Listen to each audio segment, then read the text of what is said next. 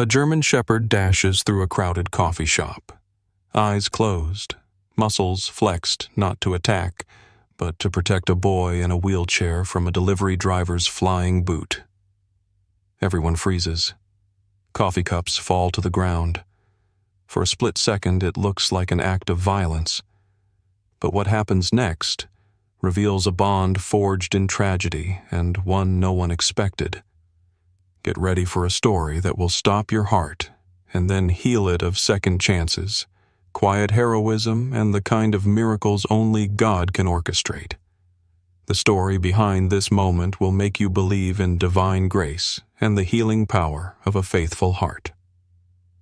Before we begin, tell me where in the world you're watching. The morning sun filtered softly through the leafy oaks of Maple Hill, a quiet town nestled between low Appalachian ridges and whispering fields. Spring had finally settled in after weeks of reluctant chill, and the sky was a gentle sweep of pale blue.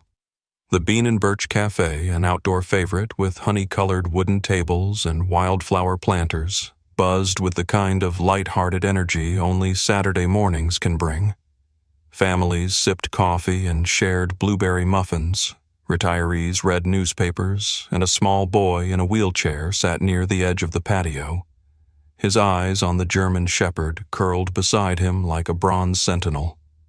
Eli Holloway, 10 years old, was thin and small for his age, with a mop of brown hair that never stayed combed and bright eyes that were far too old for his freckled face. His legs tucked beneath a soft wool blanket hadn't moved since the accident 2 years ago, but his mind, quick and wide, never stopped. The wheelchair was custom matte black with red spokes and fitted with a tray where a dog-eared copy of Charlotte's Web sat open. Beside him, Baxter lay perfectly still, his coat a thick blend of sable and black ears twitching only when a stranger passed too close. Baxter was 8 years old now, large and noble with a faint scar above his left eye from his years as a working dog. He had once served alongside Eli's father, Officer Thomas Holloway, in the town's now disbanded K-9 unit. After Thomas's death in a gas explosion during a rescue call, Baxter was officially retired and became Eli's service dog, trained not only to fetch and guard, but to sense emotional shifts and provide stability during the child's episodes of panic. Today, Baxter rested in his down position, eyes tracking every motion, particularly anyone approaching Eli from behind. At a nearby table, Rachel Holloway, Eli's aunt and guardian, sipped her dark roast with an absent expression. She was in her late 30s, tall and lean with chestnut hair twisted into a no-nonsense braid and a wardrobe that leaned toward functional long cardigans, jeans, and boots. A librarian by trade, Rachel had stepped into the role of parent with reluctant grace after her brother's death. The grief had etched fine lines at the corners of her eyes and dulled the warmth in her voice, but she remained fiercely protective of Eli. Her planner lay open beside her coffee cup, already scribbled full. "Don't forget, Eli," she said, scanning her list. "We have Dr. Weston at 1:30 and your new braces to try on this evening." Eli didn't answer. He was staring at a monarch butterfly fluttering near the planter. "Aunt Rachel?" he asked quietly. "Do you think butterflies remember being caterpillars?" Rachel smiled faintly. "That's a good question for your science teacher, or maybe for poetry class." Just then, the low rumble of a diesel engine pulled up to the curb. A large white delivery van, unbranded, dusty with dents across the passenger side, stopped awkwardly near the patio. The driver's door opened and out stepped a man in a navy work shirt and faded jeans. He was tall, broad-shouldered, and heavy, with the kind of muscle that once came from training but now carried exhaustion. His beard was trimmed short, flecked with gray, and a military tattoo peeked out from under his left sleeve. He moved like someone not used to quiet places. Blake Morrison had arrived in Maple Hill just a week earlier, taking over a regional delivery route for a shipping company. Few people knew his name yet. He rarely spoke more than necessary, kept his cap low, and wore the same steel-toed boots every day. The only place he ever lingered was the war memorial in the town square, where he stood silently, hands in pockets, reading the names with a storm behind his eyes. Today, his first delivery was for Bean and Birch. He hoisted a box marked glassware onto his shoulder and moved toward the patio. Navigating between tables, he misjudged a turn and bumped into a chair leg. The woman seated there yelped as her coffee splashed. Blake turned, muttered a gruff, "Sorry," then stepped around the table right into the space where Eli and Baxter were seated. His foot landed near the boy's tray, dangerously close to the book. Without looking, Blake gave a casual nudge of his boot toward the dog, more shooing than kicking, but careless and jarring. It was a mistake. Baxter reacted in a blink. He surged upward, placing his massive frame between Eli and the man his teeth bared, but silent, his body rigid with intent. The force of his movement knocked over the half-finished cup of chocolate milk. Eli gasped. A loud scrape echoed as nearby patrons stood startled. Blake froze instinctively, raising both hands. His box tilted dangerously on his shoulder. "Hey, whoa, calm down, boy," he said, voice rasping with something halfway between command and regret. Baxter didn't bark, he didn't lunge, but his low growl vibrated through the planks of the wooden patio like distant thunder. Rachel had already jumped to her feet. "Back away. Slowly." "I didn't know," Blake muttered, stepping back. His eyes flicked to the vest Baxter wore, navy with white lettering. "Service dog. Do not distract." He exhaled sharply. "I didn't mean anything." Rachel narrowed her eyes but said nothing. Eli's hand was on Baxter's head now, whispering quietly. "I'm sorry," Blake added again, this time to Eli, before turning and walking swiftly toward the van. As he hoisted the box into the cafe's side door, several customers whispered behind cupped hands. The entire encounter lasted less than a minute, but its aftershocks would ripple far deeper. Baxter returned to his down position, but his eyes never left the man. Rachel knelt beside Eli and checked his blanket, brushing away the spilled milk. "You okay, kiddo?" Eli nodded, but his voice was small. He looked familiar. Rachel paused, then looked back toward the van. Blake was already inside, hands gripping the wheel. For a moment, their eyes met. And for just a flicker beneath the shadowed cap through the dust-smeared window, Rachel saw something she couldn't name. Regret, recognition, or maybe guilt. As the van pulled away, Baxter's tail thumped softly against the deck. The afternoon sun slanted through the front windows of the Holloway house, casting warm light on the bookshelves lining the walls of the small living room. The place smelled faintly of lemonwood polish and chamomile tea. Rachel Holloway stood at the kitchen counter, drying a mug with slow, thoughtful movements.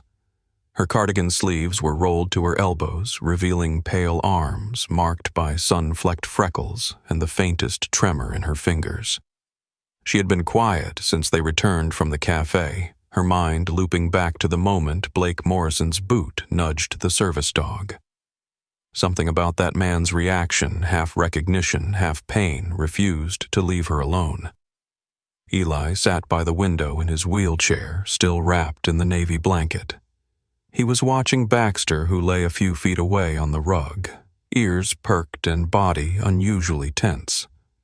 The German shepherd's eyes hadn't softened since they returned, still locked into high alert mode. Usually after outings, Baxter would relax beside Eli with his head on the boy's lap, but today was different. Today, something lingered in the air, an energy neither of them could name. Aunt Rachel Eli finally said, his voice tentative. She turned, eyebrows raised. "Can I tell you something? And you not get upset?" Rachel dried her hands and walked over, sitting on the armrest of the couch across from him. "I'm listening." Eli hesitated. "The man at the cafe, the one with the truck. I think Baxter knew him. I mean, really knew him." Rachel frowned. "What makes you say that? He got between us fast like he always does when he senses a threat." but he didn't bark. And after that, he just kept watching the guy like he was trying to remember something. Rachel folded her arms. Dogs remember smells better than faces. Maybe he smelled something familiar. Cologne soap oil from the truck, who knows? Eli looked down at his lap. No, it was more than that. Baxter was shaking, not scared, like when he used to dream about Dad. Rachel stiffened. It had been months since Eli brought up Thomas unprompted. He used to whimper in his sleep. Eli continued. And once he growled in his dream. When I woke him, he acted like he didn't recognize me for a second. Rachel exhaled slowly. I remember. Baxter stirred at the sound of their voices, but remained in place. The scar above his eye caught the light. Rachel had never quite asked where the scar came from. Some things Thomas never told her, and some things she had been too afraid to ask. She studied Eli for a moment. He looked so much like his father. Same sharp jawline, same eyes that read too much into the world. Rachel rose and crossed to her desk in the adjacent room, returning with a thick manila folder. Inside were notes and photos from Thomas's canine service days. His training logs with Baxter photos from overseas, a few newspaper clippings. She laid them out on the table. Eli rolled closer eyes wide. That man at the cafe, Rachel said, pointing to a group photo of Thomas and several soldiers standing in a dusty training yard. Was it him? Eli leaned forward, scanning faces. He paused at one figure on the far left, a broad-shouldered man with his cap backward and a crooked grin. That's him, Eli whispered. He's younger there, but it's him. Rachel stared at the name scrawled beneath the photo. Blake Morrison. The name struck her with sudden clarity. She remembered Thomas mentioning him once, maybe twice, always briefly in the weary, guarded way soldiers speak of things they're still unpacking. A trusted partner, a man who once took a bullet for someone else. She closed the folder slowly. That man trained with your father, she said. If Baxter remembers him, it's because they shared something. Eli looked thoughtful. So why would he kick Baxter? Rachel didn't answer. Because maybe some memories are painful. Maybe Blake hadn't recognized Baxter until it was too late. Maybe he had and couldn't bear what it meant. Later that evening, as Rachel sat down to grade a stack of papers for the library's adult literacy program, her phone buzzed. It was a message from the youth outreach coordinator. Would you be interested in helping lead our new Reading with Therapy Dogs pilot? We're working with kids who have anxiety or PTSD. We could really use someone like you, plus a well-trained companion. Rachel glanced at Baxter, now sleeping next to Eli's bed, finally relaxed one paw over his muzzle. She replied with a simple, "Let's talk." The morning haze hadn't yet lifted from the hills surrounding Maple Hill, when Blake Morrison parked his delivery van in front of the town's modest police station. The engine ticked as it cooled, mirroring the tight rhythm of his breath. For a long time he sat without moving hands, resting on the wheel, shoulders hunched as though the weight of the past still lived on his back. His eyes, once alert and sharp from years in uniform, now carried the dull sheen of a man who hadn't slept right in years. The Maple Hill Police Department was a 2-story brick building, simple in design with a single blue flag fluttering by the front steps. The outer walls were clean but weathered, much like the man who now stepped through the glass doors. Inside, the scent of coffee and old paper filled the air. Behind the front desk sat a lean woman in her late 50s, with short silver hair and rimless glasses. Her nameplate read Linda. She glanced up from her computer, her expression polite but guarded. "Can I help you?" she asked. Blake nodded slowly. "I need to speak to someone about an incident at Bean and Birch 2 days ago, involving a service dog and a boy." Linda's fingers paused over her keyboard. "Are you the man from the video?" Blake didn't flinch. "Yes, ma'am." Linda studied him a moment longer before picking up the phone. "One moment." Moments later, the double doors behind her opened, and a tall man in uniform stepped out. Chief Bill Rowe had a presence that filled a room. In his early 60s, with a broad chest and a calm but assessing gaze, he moved with the careful patience of someone who'd seen too many years on the force. His salt and pepper hair was neatly combed, and a badge from his days in the K-9 division was framed behind his desk. "I'm Chief Rowe," he said, extending a hand. "You're Blake Morrison." Blake nodded, shaking the man's hand. His grip was steady but cold. "Come on back," the chief said, leading him into a small, windowed office. The door clicked shut behind them. "Tell me what brings you in." Blake sat on the edge of the chair, hands clasped tightly in his lap. "I made a mistake. At the cafe. I didn't know the dog was on duty. I reacted wrong. But it's more than that." Chief Rowe raised a brow, but said nothing. "I knew the dog," Baxter Blake continued. "He used to serve with my unit, with Thomas Holloway." At that, Rowe's expression shifted. He leaned back, fingers steepled. "You served with Thomas?" Blake nodded. "We were deployed together. Kandahar, 2011 to 2013. I was there when he found Baxter's scrawny, half-starved pup outside the forward operating base. He was just a stray, but your brother, he saw something in him, trained him from scratch. I helped." Rowe exhaled slowly. Thomas never spoke much about Afghanistan, not in detail. He said some things should stay buried. Blake looked down. He was right. The room fell into a quiet that stretched long and tense. I saw the boy, Blake said. Saw Baxter. And I panicked. I wasn't ready. I've spent years pretending I'd forgotten, but seeing them together was like being back there. All of it. Thomas's voice, the missions, the fire, the day we lost him, it came back. Chief Rowe tapped a pen against his knee. "You say you were with him when he died. I wasn't." Blake said, shaking his head. "I wasn't with him that day. I should have been. He requested me for that shift, but I was pulled for something else. They went in without me. The blast. It wasn't supposed to happen." The chief nodded, his face unreadable. The official report said, "Faulty gas line. Explosion took the whole rear wing." Thomas died instantly. Blake's voice cracked. "But something's never sat right with me. Thomas sent me a message the night before. Said he thought someone had tampered with the entry route, that he wanted to talk to me about it the next morning." "And you never saw him again?" Rowe finished. "No," Blake whispered. The chief stood and crossed to a filing cabinet in the corner. He pulled open a drawer, rifled through old service files, and extracted a thin manila folder. "You're not the first person to say something like that. I've heard whispers over the years. Inconsistencies, but no proof." Blake leaned forward. "What do you mean, I mean?" Chief Rowe said, closing the drawer with a soft thunk. "I think it's time we take another look." Unofficially, quietly, Blake nodded. "I want to help. I owe him. And the boy." Chief Rowe studied him for a long moment, then reached out and handed him the folder. "You start by reading that, and maybe by paying the Holloways a visit, properly this time." Blake hesitated. "I don't think they'll want to see me." "Make them want to," the chief said. As Blake stood to leave, Rowe added one last thing.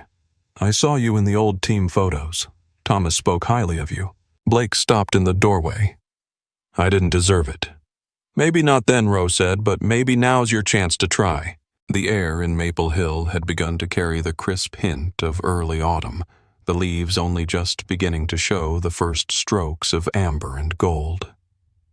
The town's rehabilitation park sat quietly behind the community center, a modest but well-kept space with paved paths, wooden benches, and an open lawn sectioned off for canine therapy sessions. Every Thursday afternoon, the field came alive with veterans and their service dogs, some retired, some still in training, all playing their part in healing wounds that couldn't be seen. Eli Holloway hadn't intended to return so soon. He still wasn't sure how he felt about what happened at the cafe or what his aunt had told him about Blake Morrison. But Rachel had signed them up for the Read and Heal program, and Baxter, sensing the routine, had started nudging his leash every Thursday morning. Eli sat quietly in his wheelchair near the edge of the field, watching as pairs of handlers and dogs performed basic drills: sit, stay, heel, recall. Rachel stood nearby chatting with the program coordinator, but her eyes kept flicking back toward Eli. Baxter sat beside him, calm but alert, his gaze sweeping the perimeter. Then the moment shifted. From the side gate entered a man Eli hadn't seen since the cafe. Blake Morrison wore a faded army green jacket, the kind with too many pockets and frayed cuffs. His beard was trimmed short now, and his eyes, though still tired, no longer held the tightness of shame. A laminated badge clipped to his shirt marked him as a volunteer trainer. Blake moved with the practiced ease of someone used to watching every angle, but today his gait had softened. He carried a training pouch and wore scuffed leather gloves. When his eyes met Eli's across the field, he paused, his expression open, waiting. Eli's fingers tightened on Baxter's harness. Blake gave a small nod before stepping toward a group of veterans at the far end. He didn't approach Eli, not right away. Minutes passed. "Who is that?" a small voice asked. Eli turned to see a boy around 7 standing nearby, a little awkward in his oversized hoodie and jeans.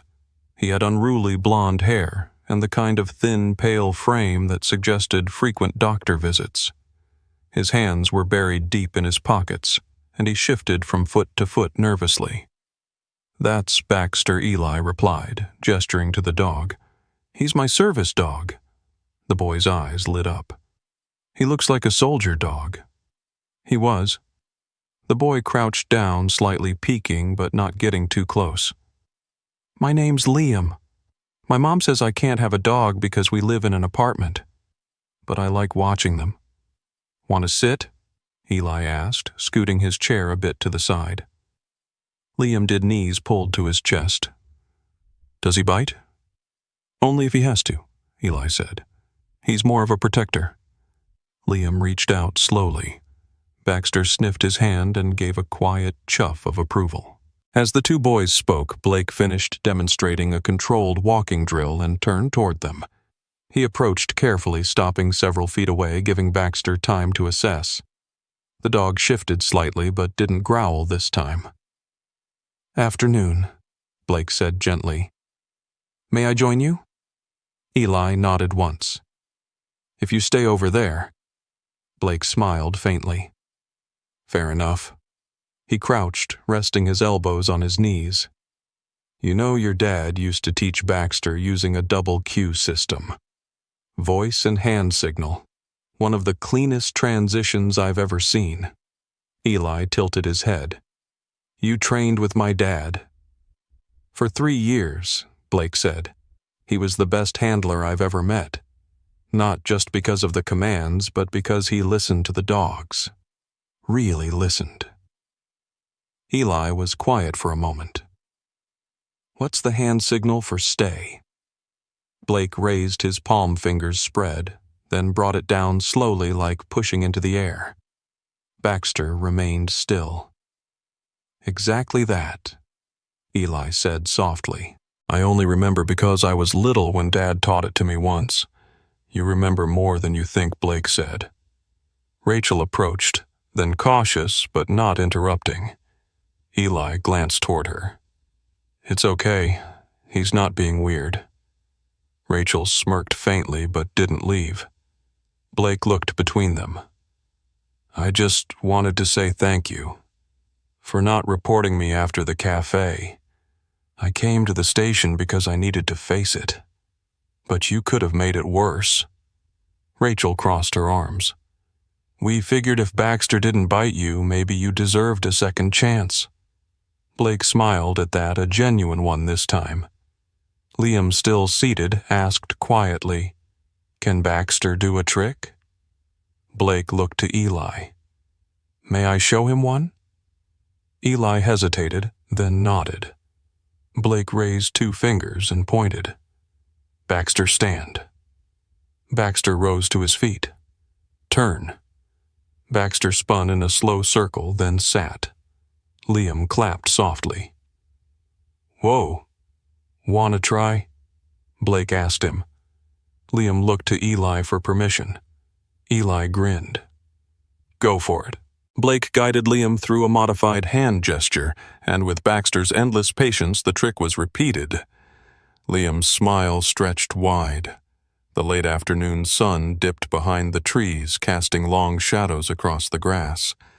Eli turned to Blake once more. "My dad trusted you, didn't he?" Blake didn't speak for a beat. "Then more than I ever deserved. But I want to honor that now. However you'll let me." Eli reached down, stroking Baxter's head.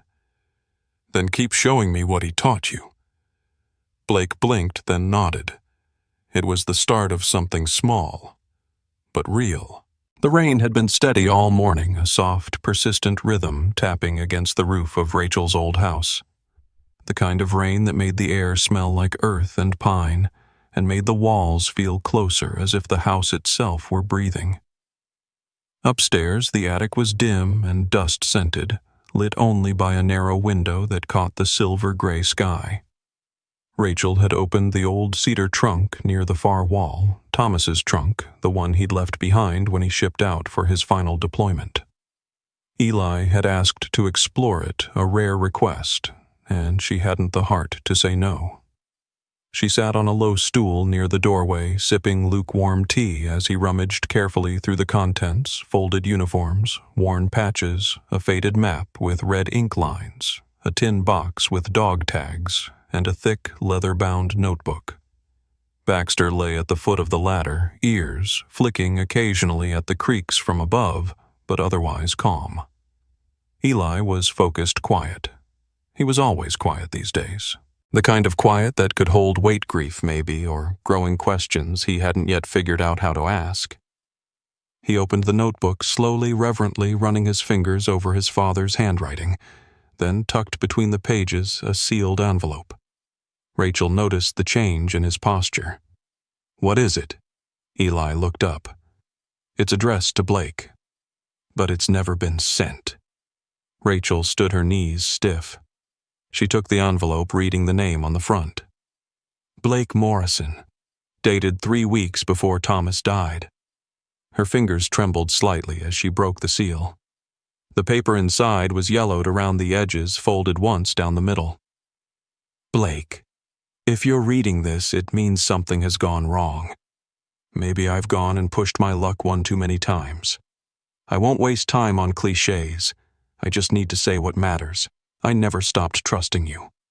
We both know what we saw last month. If anything happens to me, I want you to take care of Eli. Rachel will do her best. She's strong, stubborn, but he'll need someone who understands what it means to be afraid and keep going anyway. You've carried your guilt long enough. Let this be the start of something better. He'll need you. And honestly, I think you'll need him too. Thomas." Rachel folded the letter slowly, pressing it to her chest for a long moment. Eli watched her, unsure what to say. "He trusted him," she said softly. "Your father trusted Blake with what mattered most." Eli nodded, but his eyes were far away. Later that night, after dinner, Rachel sat alone at the kitchen table with Thomas's journal open beside her. The entries were uneven, some long and philosophical, others just a few words, but each one bore the weight of someone trying to make sense of chaos. She stopped on a page dated 8 months before his death. "Blake's not himself lately. He won't say what's eating him, but I see it. The tremors in his hands, the way he jumps at fireworks. He's trying so hard to hold it together, but the pressure's too much. I've tried talking to him." He pushes back. "But I can't give up on him. I owe him that. We all do." Rachel exhaled, rubbing her eyes. Could she really keep pushing Blake away, knowing all this? She thought of Eli at the park, laughing for the first time in weeks as Blake taught him a hand signal. She thought of the way Baxter hadn't bristled or growled but sat beside the man with quiet recognition. In the living room, Eli lay curled on the couch, Baxter at his feet. The boy's breathing had settled into sleep, but his hand rested on the dog's back, a gesture of trust so deeply ingrained it didn't disappear even in dreams. Rachel walked over and covered him with the knitted blanket from the armchair. She looked at him for a long while, then down at the scar on Baxter's brow. Maybe some scars weren't warnings, they were memories. Reminders of who had walked through the fire and made it back. She returned to the attic just before midnight and slipped the letter back into its envelope. Then she did something she hadn't done in years. She prayed. Not for herself, but for the man her brother had trusted, and for the boy learning how to trust again. The morning sky over Maple Hill was an optimistic blue, the kind that made everything seem softer, kinder. At Maple Hill Elementary, the cheerful squeals of children on the playground carried into the air, blending with the scent of pencil shavings and warm asphalt. The school, a red brick building framed by maple trees, just beginning to bronze with early fall, sat tucked between two quiet streets. For most, it was a place of routine and innocence. Eli had been unusually quiet that morning. Dressed in a soft blue hoodie and black jeans, he sat in his wheelchair beside Baxter, waiting outside the library room for the weekly Paws and Pages session. The therapy reading group had become part of his new rhythm, and though he wouldn't admit it out loud, he had begun to look forward to it. Baxter, ever alert, sat at his side, his gaze scanning the hallway even as his body remained relaxed. Inside Miss Jennifer, the school librarian was setting out picture books on a low table. A woman in her 40s with shoulder-length dark curls and glasses that always slipped down her nose, Jennifer was known for her warm voice and slightly chaotic organizational style. She gave Eli a smile as she emerged into the hallway. "We've got a few new readers today," she said. "One of them's excited to meet Baxter." Eli gave a slight nod. He likes an audience. At that moment, the side gate that led to the parking lot swung open with a metallic creak. Rachel was still inside, signing visitor paperwork, leaving Eli temporarily unattended. A few children milled nearby, their backpacks bouncing as they headed to class. Among them was Liam. Liam, dressed in a faded red jacket and green sneakers, had become a fixture around Eli lately. He often arrived early just to greet Baxter, and sometimes lingered after the reading session to ask about dog training. His soft-spoken nature made him easy to overlook, but today that nearly became dangerous. A man stood just outside the gate. He looked out of place, too still for someone casually waiting. He wore a dark brown jacket with a raised collar, faded jeans, and a baseball cap pulled low over his brow. His hands stayed buried in his pockets, and his gaze scanned the playground like someone mapping exits. When his eyes landed on Liam, something sharpened. "Hey, kid," the man called softly, his tone coaxing. Liam paused at the curb, turned halfway toward the voice. "You dropped something," the man added, bending as if picking something up.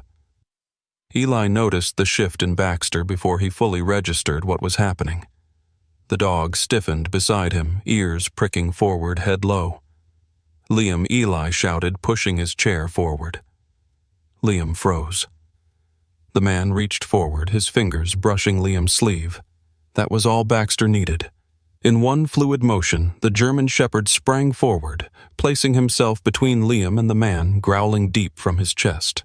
It wasn't a wild sound, it was controlled, low, authoritative. A sound that meant one thing: stop. The man recoiled. What the Baxter's stance remained rigid, his body between the boy and the threat. Several parents nearby turned at the sound. One woman screamed. Another pulled out her phone. The man cursed under his breath and bolted through the gate, disappearing into the side street. Rachel came running seconds later, her face pale. "What happened?" Eli's voice shook but stayed even. He tried to grab Liam. Baxter stopped him. Jennifer had already called the school security officer. Within minutes, the area was taped off and the police were on site. Officer Naomi Graves, a sharp-eyed woman in her late 30s, took statements while kneeling to meet the kid's eyes. She wore her badge with quiet authority and kept her voice calm even when the situation wasn't. After checking on Liam, who clung to Rachel's hand and didn't speak for 10 minutes, Naomi turned to Eli. "Did you get a good look at the man?" Eli nodded.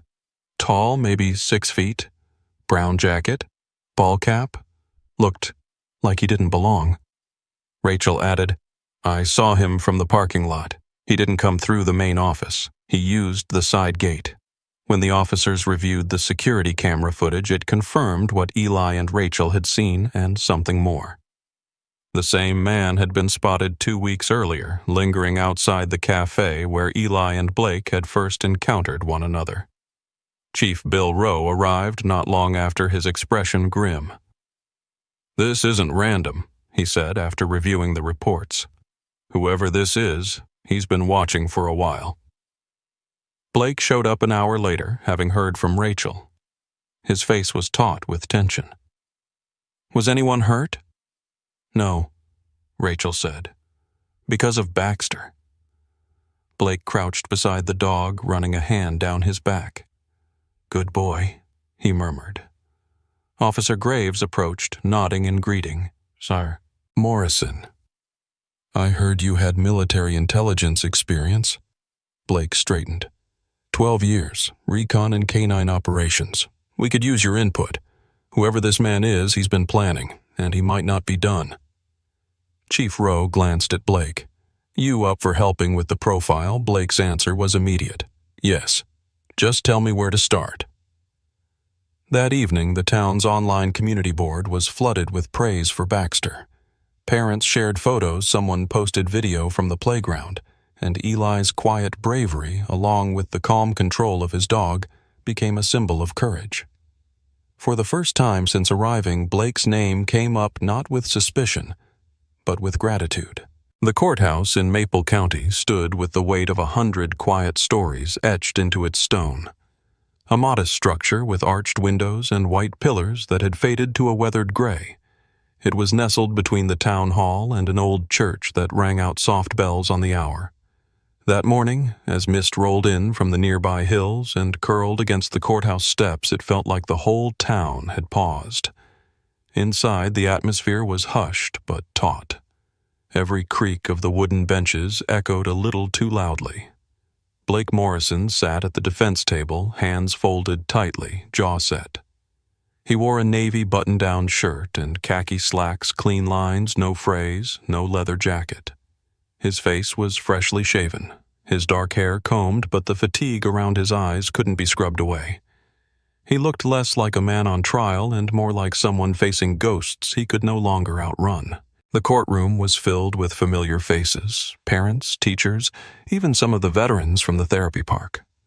They'd come not out of curiosity, but because what happened weeks ago at the cafe had shaken something deep in the town. For some, Blake's act that day still lingered as a threat. For others, the memory of him protecting their children, helping investigators, standing in the background with calm urgency, those things had begun to rewrite their opinion. Eli sat beside Rachel on the front bench, his small hand resting on Baxter's shoulder. The German shepherd, fitted with his formal service harness, lay calmly at Eli's side, tail thumping softly when he recognized friendly faces. Rachel, dressed in a forest green cardigan and long gray skirt, looked composed but pensive. Her hands gripped her bag in her lap, knuckles pale. Judge Miriam Holloway presided, an older woman in her 60s with short silver hair and piercing brown eyes that seemed to look straight into the soul. Known for her even temper and zero tolerance for emotional manipulation, she sat poised behind the bench like a mountain unmoved by wind. The district attorney, a young man named Alan Price, laid out the case: disorderly conduct, verbal harassment, and aggressive behavior at a public cafe. The video showed Blake approaching Eli, ignoring the child's warnings, making sudden movements, and provoking a clearly marked service dog. But as the defense attorney rose, the story began to unfold differently. Blake's lawyer, a calm-spoken man named Harvey Bennett, presented his argument with a surgeon's precision. "What you see on this tape," he said, "is not the calculated aggression of a dangerous man, but the unraveling of someone who never left the battlefield." Blake Morrison served 3 tours overseas. He trained dogs to detect explosives and save lives. What happened that morning was not hostility. It was a triggered flashback, a moment of uncontrolled trauma. He paused, letting the silence do its work. "And what's more important, since that day, Mr. Morrison has done everything within his power to make amends. He turned himself in. He offered his military records. And most importantly, he gained the trust of the very boy he once frightened." Harvey turned to Eli. "Your Honor, with the court's permission, the young man who was present that morning would like to speak." Murmurs rippled through the courtroom. Rachel stiffened, placing a hand on Eli's knee. "You don't have to do this." "I want to," Eli said simply, voice steady. Judge Holloway looked down at him. "Mr. Holloway, are you comfortable sharing with the court?" Eli nodded. "Yes, ma'am." A microphone was brought to him, and the room fell silent. Eli looked around, then down at Baxter, then up again. "When he came up to me that day, I was scared. Not because I thought he was evil, because he looked like he didn't know where he was." He took a breath. "My dad was a soldier. He used to talk in his sleep sometimes. He had to sit with his back to the wall in restaurants. He trained Baxter, taught me how to use the dog to feel safe. I didn't understand it back then." He swallowed. "But I think Mr. Blake was having one of those moments, like when your brain brings the past into the now and it doesn't ask if you're ready. And since then, he's helped me. He showed me how to train Baxter better. He helped the police find a guy who tried to grab my friend." Eli looked at the judge. "I forgive him, and I believe my dad would have too." There wasn't a sound in the courtroom. Rachel sat with her lips pressed tight. Slowly, deliberately, she stood. "Your Honor," she said, her voice soft but firm. "I was against this at first. I wanted Blake Morrison nowhere near my nephew. But I've read the letter my brother wrote to him. I've seen the journal entries. And I've watched Eli grow stronger, not more afraid. My brother trusted this man. And now so do I." That was the turning point. After a brief recess, Judge Holloway returned with her decision. "Mr. Morrison," she said, "your actions that morning were reckless but not malicious. The court recognizes the mitigating circumstances of untreated PTSD and your subsequent cooperation and service to the community." She leaned forward slightly. "Rather than incarceration, I am assigning you to a mandatory trauma rehabilitation program through the Maple County Veterans Outreach. You will also perform 100 hours of community service, specifically in canine-assisted therapy programs." Blake exhaled for the first time in what felt like hours. He nodded. "Thank you, Your Honor." The gavel came down. It was over. Outside the courthouse, the crowd dispersed slowly. Some nodded to Blake as they passed. Others said nothing but didn't avert their eyes. Rachel stepped forward. "This doesn't erase what happened." Blake nodded. "I know, but it's a start," she said. Eli smiled faintly, Baxter leaning into his leg like a shield that was now also a bridge. The autumn sun filtered softly through golden maple leaves, painting the sidewalks of Maple Hill in hues of amber and fire. It was one of those crisp mornings when the air smelled like distant wood smoke and freshly raked earth. Outside the Maple Hill Community Center, rows of folding chairs were arranged beneath strings of white pennant flags that fluttered gently in the breeze. People gathered in clusters, veterans with their medals pinned over pressed jackets, families holding thermoses of cider, children with dogs on leashes who sniffed the air like something special was about to happen. Inside, the atmosphere was warmer still. The large hall, usually used for bingo nights and book clubs, had been transformed. A makeshift stage stood at the front, draped in navy and cream fabric. A banner read, "Service Beyond Duty," honoring Maple Hill's heroes. In front of the podium sat a wide table bearing a single polished plaque engraved with the name Baxter. Next to it, a leather harness and a folded American flag. Eli sat in the front row between Rachel and Blake Baxter, resting quietly at his feet. The German shepherd, wearing a freshly brushed coat and polished therapy dog vest, looked every bit the symbol he had become. He was 6 years old now, large and strong, with golden brown eyes that held the kind of understanding one usually only found in people who had seen both darkness and light. Eli wore a gray blazer too big for him and a red tie that Rachel had knotted 3 times before, getting it just right. The boy had grown more confident since the incident at school, and the trial he spoke more freely, smiled more often. He still used his wheelchair, but he no longer hunched or tried to shrink within it. Today he sat tall. Blake, seated to Eli's left, was almost unrecognizable from the man who once sparked fear in a small-town cafe. He wore a fitted navy suit, his dark hair now streaked with silver at the temples, and his posture was steady. A laminated visitor tag was clipped to his breast pocket, but today that would change. The mayor of Maple Hill.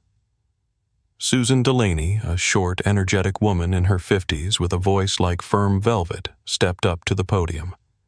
Dressed in a cranberry-colored coat and knee-high boots, she addressed the room with practiced ease. Today, we honor not just a dog, but what this town stands for. Resilience, redemption, and the power of second chances, she began. Baxter isn't just a service dog.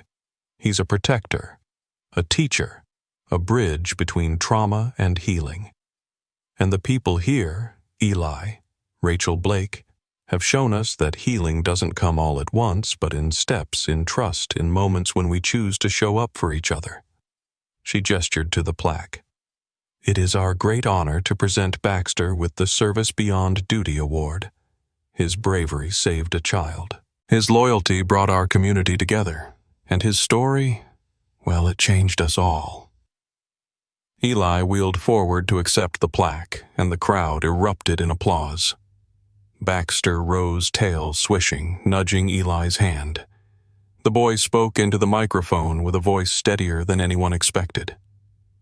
My dad trained Baxter before he died. He said that Baxter was born to protect. I think he also meant to protect people's hearts, because that's what he did for me. And Blake, too.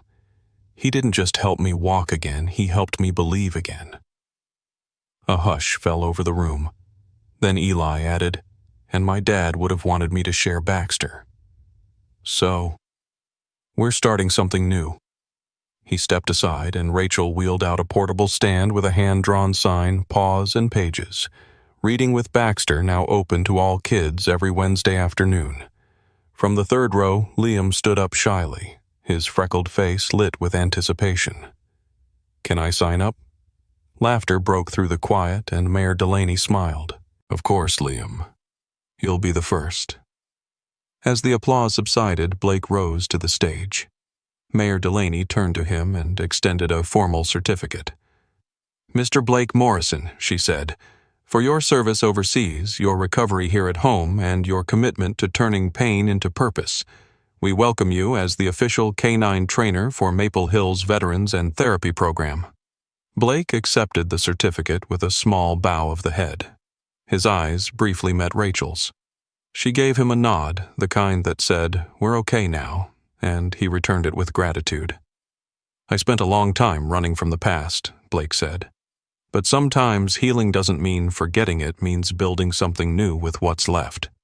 And thanks to a boy, a dog, and a second chance, I finally stopped running.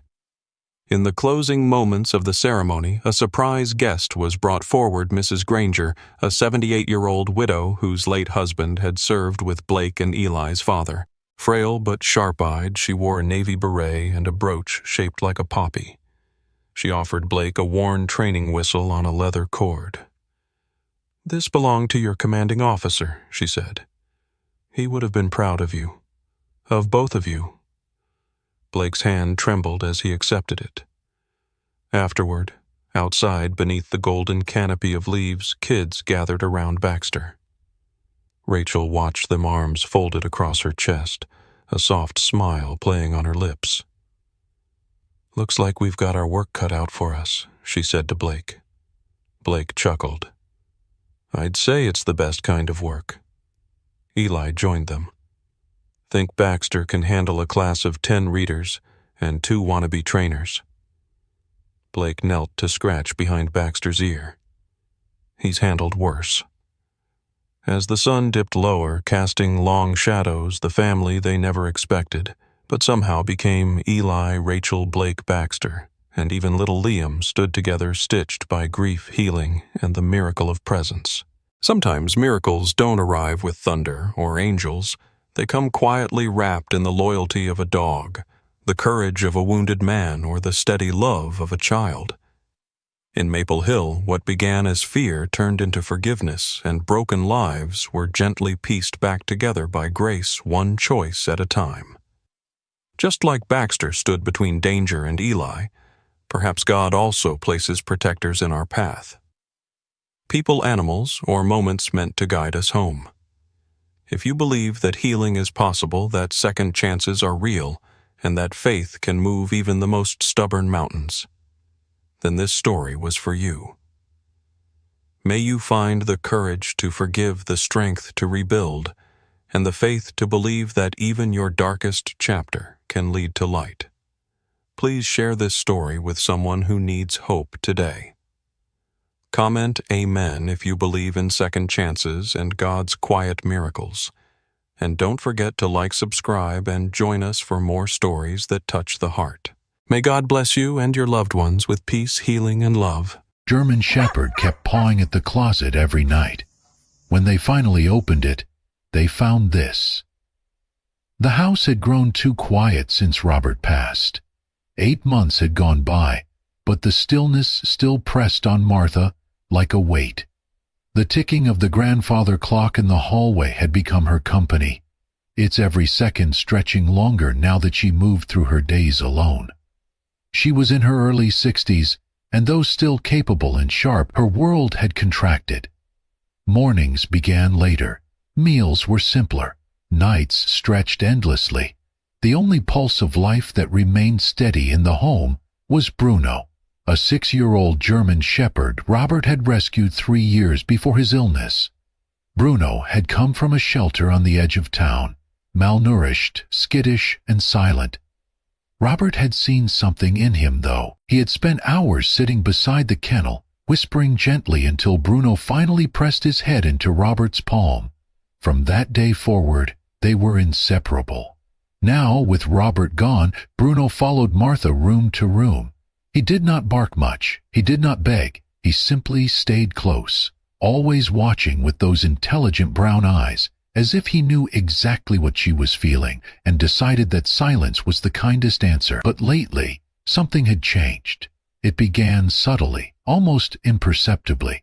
One evening, as Martha folded towels in the bedroom, she noticed Bruno sitting in front of Robert's closet, the tall wooden wardrobe that had remained untouched since the funeral. He stared at it, head tilted, ears slightly forward. He did not move until Martha called him. The next night, he did it again. By the end of the week, the behavior grew more insistent. Bruno would enter the bedroom after dinner, walk slowly toward the closet, and sit. Then he would lift one paw and tap at the door, gently, rhythmically, followed by a low whine in his throat. It was not urgent, not panicked. It was something quieter, more deliberate, as if he was waiting for her to notice. Martha watched him from the bed one night, her book closed in her lap. "Are you missing him too?" she asked aloud, her voice cracking in the silence. Bruno did not look back at her. His gaze remained fixed on the closet. She tried distracting him the next evening with a walk before dark, but after their return, Bruno resumed his place at the closet, pawing once again, then laying down, nose resting on the floor, eyes trained on the wooden doors. By the second week, the sound of his paw against the wood became part of her nightly routine, as constant as the creak of the heating vents. Martha mentioned it to her neighbor, who suggested maybe Bruno could smell something inside. "Dogs remember scent longer than we do," she said. "It is probably just your husband's clothes." That made sense. Or it should have. But as the days passed, Martha could not shake the feeling that it was not just memory pulling Bruno there, it was purpose. On the 15th night, after Bruno once again sat before the closet and refused to move for over an hour, Martha stood in the hallway watching from the shadows. The house was dim, the light from her bedroom lamp spilling gently across the floor. Bruno did not know she was there. He lifted his paw once more, touched it to the closet, and gave the faintest whine, long and sorrowful. It was not grief, it was a request. And Martha, heart-heavy and curious, began to wonder if there was something left behind in that closet that Robert wanted her to find. The first time Martha saw Bruno, he was little more than a shadow behind the bars of a kennel at the county shelter. He was thin, his ribs visible beneath dull fur, and his eyes, once bright surely, had dimmed into something hollow. Robert had come home that day saying he had found someone who needed them more than they needed peace and quiet. Martha, skeptical but trusting, went with him the next afternoon. The shelter volunteer warned them. Bruno had been rescued from an abandoned property, tied out without food or water for days. There were signs of old injuries. He did not trust people, especially men. "You'll need time," the woman said gently. "A lot of time." Robert had simply nodded. "Time is something I have." Martha remembered how he would sit by the kennel for hours, just speaking softly, never reaching in. Bruno would not come near at first, would not even lift his head, but Robert never pushed. Day after day, he came back. On the fourth visit, Bruno took one step forward. By the end of the week, he leaned into Robert's hand. The day they brought him home, Bruno shook in the back seat the entire ride. Robert kept one hand on his back, murmuring reassurances. "You're safe now, boy. Safe and wanted." Martha watched as her husband transformed the frightened dog into a loyal companion. It took months. Robert never raised his voice, never forced Bruno to accept affection. He taught with patience. They walked together every morning. Robert read the newspaper aloud with Bruno at his feet. When Robert worked in the garage, Bruno would lie nearby, his eyes always on the man who gave him a second chance. Then came the diagnosis: Stage 3 lung cancer. Robert took it with the same quiet steadiness he brought to everything else. He refused to let it define him, at least not outwardly. But Martha saw the change. The tiredness in his steps, the longer naps in the chair, the way he held Bruno just a bit longer at night. Bruno never left his side. When Robert was too weak to go outside, Bruno lay curled beside the bed. During radiation treatments, Martha would drive them to the hospital, and Bruno would wait by the door until they returned. He became Robert's shadow, his guardian, his silent comfort. One night in the last weeks, when Robert's voice was little more than a whisper, Martha came into the room to find him sitting upright, Bruno's massive head resting on his lap. Robert's hand moved slowly through the dog's fur, back and forth, a rhythm more memory than movement. "He knows," Robert said softly, barely audible. "He'll be here for you when the time comes." Martha knelt beside the bed, tears already forming. Robert leaned down, pressing his forehead to Bruno's. "Take care of her when I'm gone," he whispered. "You'll know when the time is right." Bruno had not moved, had not made a sound, but his eyes had not left Robert's face. Now, months later, that memory pressed heavily on Martha as she watched the dog paw gently at the closet each night. She had forgotten that moment, buried it beneath grief and habit. But it returned now with perfect clarity. Maybe Bruno had not forgotten at all. Maybe, just maybe, the time was right. The wind howled low outside, shaking the thin window panes and brushing icy fingers against the walls. It was one of those nights when the cold slipped through the cracks of an old house and made every floorboard groan. Martha had just finished her tea and was preparing to go to bed when she heard it. Bruno's bark. It was sharp, urgent, different. He had never barked at the closet before. Until now, his behavior had always been quiet, paws tapping, a soft whine, but this bark was firm and clear, echoing down the hallway and sending a jolt through Martha's chest. She found him there, body tense, eyes fixed on the wooden doors. His ears stood high, and his tail was still. He let out another bark, then turned his head toward her. For the first time, Martha saw something unmistakable in his eyes. Not grief, not longing, but insistence. Her hands trembled as she reached for the doorknobs. She had not opened Robert's closet since the day she folded his clothes one last time. His scent still lingered faintly on the wool coats, the pressed dress shirts, the faded jeans he wore to work in the garden. The air inside was heavier somehow, dense with memory. She pushed the doors open slowly. Bruno stepped back but stayed close, his gaze never wavering. At first glance, it looked the same. Coats hung in neat rows, shoes lined the bottom, nothing out of place, until Martha's eyes fell on the back corner, just behind Robert's favorite navy peacoat. There, nestled between two garment bags, was a small wooden box. It was old, smoothed with age, the lid covered in dust. Martha reached in and pulled it out carefully. It was heavier than it looked. She sat on the edge of the bed and brushed the dust away with her sleeve. Bruno sat beside her, perfectly still. The box creaked softly as she opened it. Inside, on top, lay a folded handkerchief. It was off-white, delicately embroidered with the letter M in deep blue thread. Martha gasped. It was the handkerchief Robert had given her on their wedding day, one she believed had been lost in a move decades ago. Beneath it was a photograph, black and white, faded at the corners, but unmistakable. She and Robert on their wedding day, standing beneath the old oak tree at her parents' farm.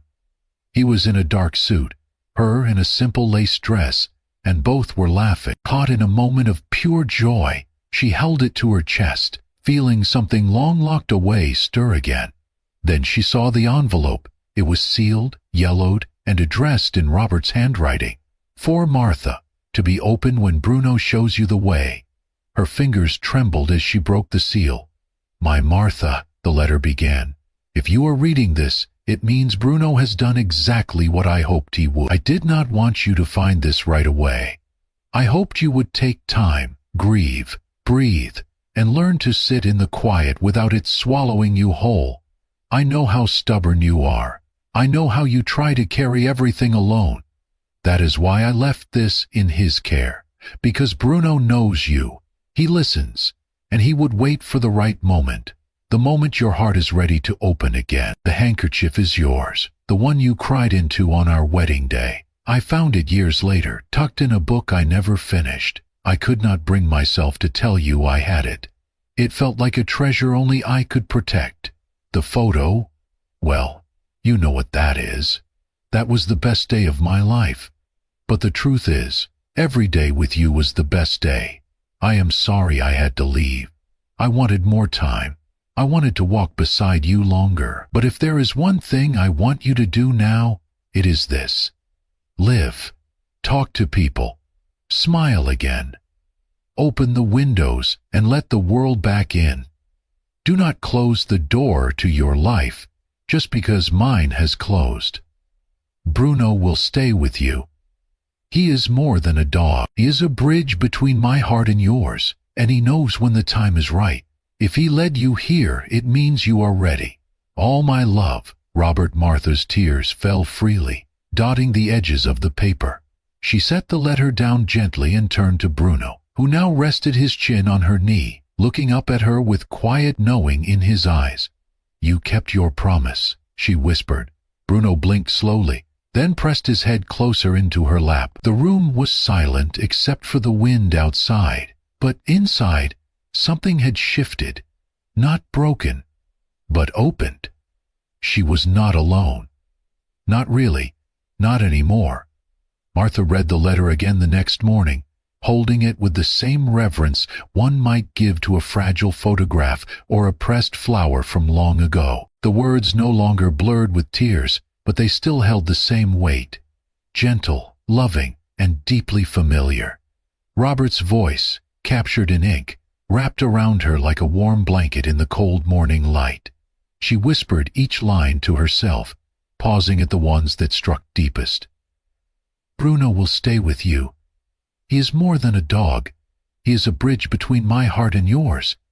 She looked down. Bruno was lying at her feet just as he always did, but now his presence felt different. He was not just a companion.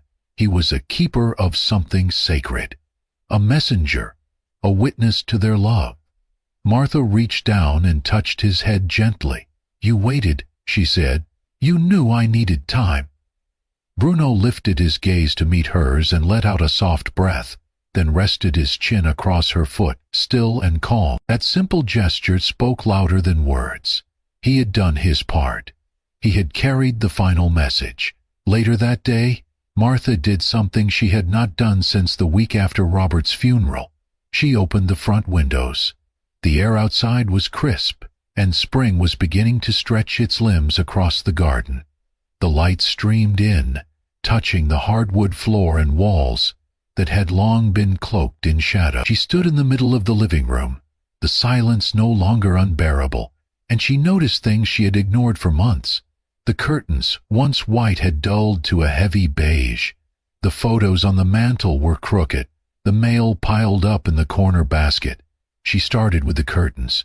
She pulled them down, carried them to the laundry, and replaced them with a lighter set, floral, fresh, patterned with tiny wildflowers that reminded her of their wedding day. The following day she swept the porch and waved to her neighbor across the street, Eleanor, who had sent 2 casseroles after Robert passed, and received no reply. Eleanor waved back, smiling with kind surprise. By the end of the week, Martha had rearranged the furniture, aired out the guest room, and found her old journal buried in the bottom drawer of her nightstand. She ran her fingers over its cover, opened it slowly, and began to write. March 18th. Bruno showed me the way. Robert gave me the permission I could not give myself. I am still here. I am still breathing, and for the first time in months, I think I am ready to live again. That night, as she settled into bed, Bruno climbed onto his usual spot at the foot, but instead of curling up immediately, he walked up beside her and placed his head gently across her lap. She stroked his fur in silence, her fingers moving with quiet gratitude. "You helped him stay longer," she said softly, "and now you are helping me begin again." Bruno let out a soft huff, his body finally still, his eyes closing in calm understanding. Outside, the wind moved gently through the trees, no longer cold, but filled with the sound of change.